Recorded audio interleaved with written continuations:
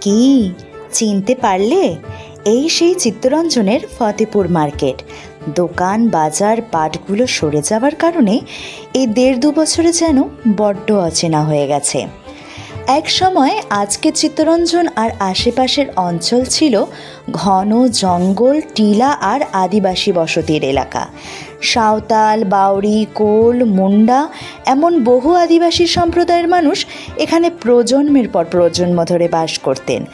চিরাচরিতভাবে গ্রামের নাম, অঞ্চলের নামও তৈরি হতো প্রকৃতি, গাছপালা বা স্থানীয় ভাষার শব্দ থেকে।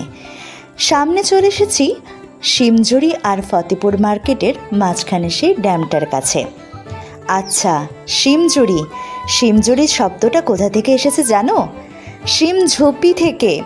সাঁওতালি ভাষা শিম কথার অর্থ হলো মুরগি, ঝুপি মানে ঝোপঝাড়, জঙ্গল।